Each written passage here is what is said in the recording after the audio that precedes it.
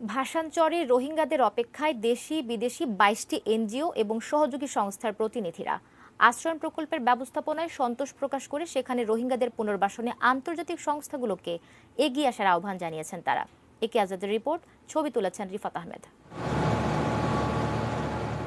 উদ্দেশ্য লুসাই পাহাড় থেকে নেমে আসা কর্ণফুলী হয়ে মেঘনার বুক চিরে জেগে ওঠা ভাসানচরে পৌঁছানো। তাই বাক্সপেটরা নিয়ে রোববার চট্টগ্রাম থেকে পানিপথে ২২টি দেশি বিদেশি এনজিও এবং তাদের সহযোগী সংস্থার যাত্রা। অন্তত ১ লাখ শরণার্থীর নাগরিক সুবিধা দেওয়ার অবকাঠামো গড়ে তোলা হয়েছে ভাসানচরে।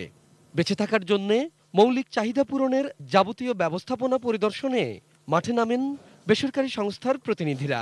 এখানে রোহিঙ্গাদের শিক্ষা স্বাস্থ্য সেবায় আগেভাগেই আটঘাট প্রস্তুতি কারো কারো। সাবান, তেল, সোডা, স্যান্ডেল, বালতি, মগ, জগ ২০০ পরিবারকে সাপোর্ট দেওয়ার জন্য ১ বছরের যা তাদের এই জিনিসগুলো লাগে সেটা দেওয়ার জন্য আমি এখানে এসেছি। মায়ানমারের ল্যাঙ্গুয়েজটা বুঝলে তারা হয়তো কমিউনিকেশনটাকে ডেভেলপ করতে পারবে। সেদিক থেকে বিবেচনা করে আমরা তাদের ইনফর্মাল যে এডুকেশনটা দেওয়া দরকার সেটা আমরা দেওয়ার জন্য এখানে সাপোর্ট দিব।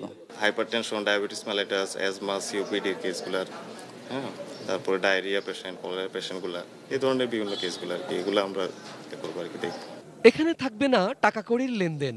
তাহলে খাদ্য উৎপাদন ও বেচা বিক্রির কি উপায়? ভাসানচরের রোহিঙ্গা ও শরণার্থীদের জীবন জীবিকা নির্বাহে প্রাচীন বিনিময় প্রথা প্রবর্তন করা হচ্ছে, আর সেই লক্ষ্য বাস্তবায়নে গড়ে তোলা হয়েছে শক্তিশালী উৎপাদন ও বাজার ব্যবস্থাপনা। আশ্রয়ণ প্রকল্পে ক্ষেত খামারের পাশাপাশি উৎপাদিত পণ্য বিনিময়ের জন্য ২টি বড় এবং একটি ছোট বাজার নির্মাণ করা হয়, যেখানে আধুনিক সব সুযোগ সুবিধা বিদ্যমান। মালয়েশিয়া থেকে এই ধরনের বাজার দেখে আসছি যে আপনার উপরে কাঁচা বাজারের একটা প্যাটার্ন, উপরে দোকান নিয়ে দোকানদার জন্য বসেন, নিচে হচ্ছে উনি যখন কাজ শেষ হয় উনি সব ওনার স্টোরটাকে ওখানে সিকিউর করে দিয়ে লক করে চলে যান। এনজিওগুলোর অনেকেই বিভিন্ন বিদেশি সংস্থার অর্থায়নে কাজ করে।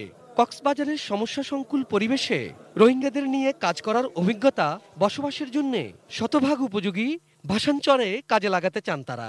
বিদেশিরা সেটা অসুবিধা মনে করবে কেন? এরা আসে ভিজিটে, জাস্ট চলে যাবে, আমরাই কাজ করবো ফিল্ডে। ওখানে যে মানবিক জীবনযাপন করছে এখানে এসে সেটা করবে না, এবং এখানে এসে তারা সুন্দরভাবে বিশেষ করে হেলথ হাইজিনের দিক থেকে এটা খুবই ভালো থাকবে। একে আজাদ, এটিএন নিউজ, ভাসানচর, নোয়াখালী।